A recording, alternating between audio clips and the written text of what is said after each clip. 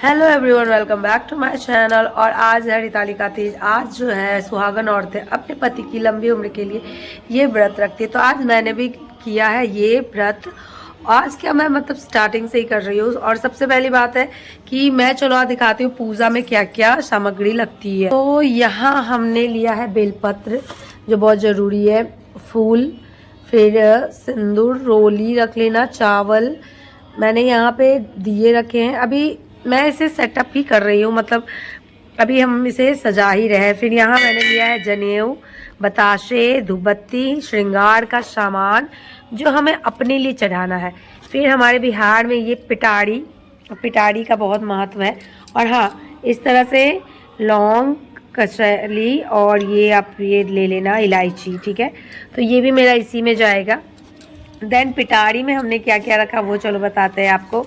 तो यहाँ मैंने रखा है पिटारी में आलता, फिर बिंदी, सिंदूर, आईना, एक नेल पेंट आप रख लेना कोई भी कलर का जो बहुत प्यारा लग रहा है।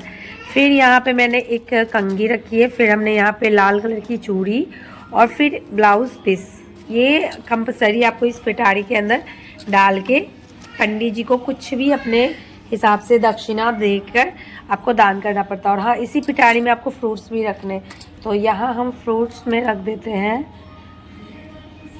और फिर यहाँ देख सकते हो हमने इसमें फ्रूट्स, फिर ये मैंने मार्केट से ही लिया था। तो ये ठेकुआ और ये सभी जो चीज़ें आप देख रहे हो दोनों में, मतलब ये जो मेरी गुतनी और मेरा सेम टू सेम है। और फिर वो जो है वो कहीं और से भी आया नीचे से। तो इस तरह से हमारा जो श्रृंगार का पूरा सामान है वो हम ये जो है ये दान देंगे पंडित जी को। और ये जो है ये मैं अपने लिए चढ़ा रही हूँ, जिसमें आपको सिंदूर, आलता, चूड़ी, फिर कंघी और ये बिंदी जो मैं बिंदी लगाती हूँ आप देखते हो। और फिर ये है मेहंदी, मेहंदी हमने इसमें भी डाला एक, ये देख सकते हो मेहंदी डाला। और इस तरह से अभी मेरा पूजा की तैयारी कंप्लीट हो चुकी है। और फ्रूट्स पे अब ले लिया था नारियल, तो नारियल ज़रूर से ले लेना क्योंकि नारियल बहुत ज़रूरी होता है कलश बनाने के लिए। फिर गगरा, नींबू और कोई भी मौसमी फल ले लेना। और हम ना बहुत सारी औरतें एक साथ पूजा कर रही थी, इसलिए आपको इतनी सारी सामान दिख रहे हैं। और मैंने अभी सजाया भी नहीं था क्योंकि पंडित जी का वेट कर रही थी। तो इतनी देर में पंडित जी आ गए और उन्होंने ना शिव जी, पार्वती, कार्तिकेय जी की इतनी प्यारी प्रतिमाएं बनाई मिट्टी से। और ये जो मिट्टी है ना वो गंगा जी का मिट्टी है, तो यहाँ देख सकते हो। और मेरा ना आवाज़ फिर से भारी हो गया है क्योंकि मुझे थोड़ी सी सर्दी और खांसी हो गई थी जब मैं ट्रैवलिंग कर रही थी उसी टाइप से। और यहाँ देख सकते हो पंडित जी सारे जो पूजा की सामग्री है उसको निकाल रहे थे क्योंकि हमने उन्हें सभी चीज़ें दी और फिर वो सजा रहे थे। फिर हाँ, याद रखना गोबर से गौर गणेश जरूर बनाना। किसी भी पूजा के लिए सबसे पहले गौर गणेश की पूजा होती है, यानी गणेश और गौरी माँ की। उसके बाद सबसे पहले तो आप यहाँ देख सकते हो जो शिव जी उनका इन्होंने हेयर भी बनाया था पतला पतला, तो काफ़ी अच्छा लग रहा है ये मिट्टी का शिवलिंग। और हमने ना कोई भी चीज़ घर पे नहीं बनाया था, सभी मार्केट से ले आए थे क्योंकि मैं तो काफ़ी ज़्यादा ही थकी हुई थी और इधर बीमार भी चल रही हूँ। ऊपर से घर पे बहुत सारे लोग भी आए हुए जिस कारण से ना मैं बहुत ज़्यादा बीमार चल रही थी और इस कारण से मैंने कुछ भी नहीं बनाया घर पर।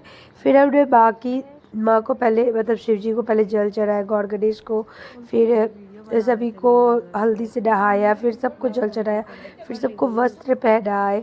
इस तरह से हमने बहुत ही इजी मतलब अच्छे ढंग से पूजा के फिर सभी को फूल, माला, बेलपत्र से सारे जितने मेरे शिव जी, गणेश जी, सभी कार्तिकेय, पार्वती माता सभी की पूजा की। फिर हमने फ्रूट्स सभी रखे। फिर जब 16 श्रृंगार का सामान लाए थे वो सब चीज़ें हमने रखी क्योंकि ये सारी चीज़ें पंडित जी ने जैसे जैसे बताए। फिर ये जो पिंक सिंदूर देख रहे हैं ये मेरा शादी का सिंदूर है, यानी जो सिंदूरा होता है हमारे बिहार का। तो जो बिहार के उनको पता होगा कि तीज में सिंदूरा का क्या महत्व है। तीज के दिन आप सिंदूरा का ही सिंदूर करते हो सुबह से लेकर रात तक कभी भी।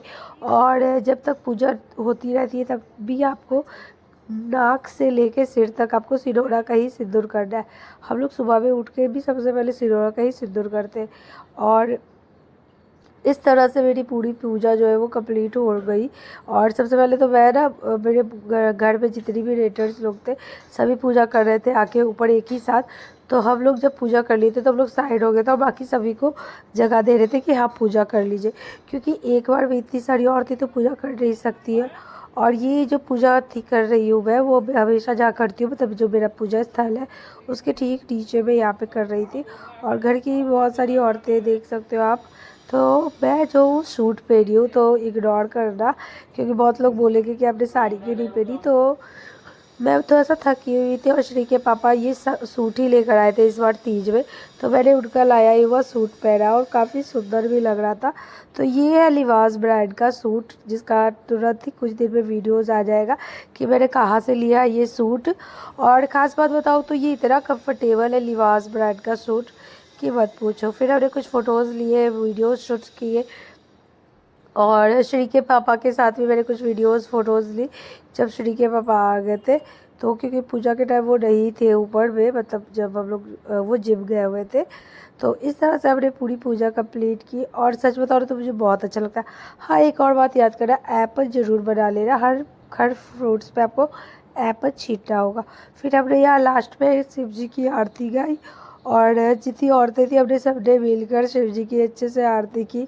और ये देख सकते हो ये 5 औरतों का हाथ कैसा लग रहा है, कमेंट बॉक्स में बताना। कितना धीरे धीरे और स्लो स्लो हम कर रहे हैं। और ये हमने ना संकल्प लिया था, जो पंडित जी बोलते हैं कि संकल्प ले लो बेटा लोग, तो हमने संकल्प लिया और इस तरह से हमारी पूजा कंप्लीट हुई। तो कैसे लग रहा है हम लोग कमेंट बॉक्स में बताना। और यहाँ श्री के पापा का मैं पैर छू रही थी लास्ट में, क्योंकि मुझे तो बहुत अच्छा लगता है। आप लोगों को कैसा लगा कमेंट बॉक्स में बताना। और आप सभी को happy Teej. Thank you so much.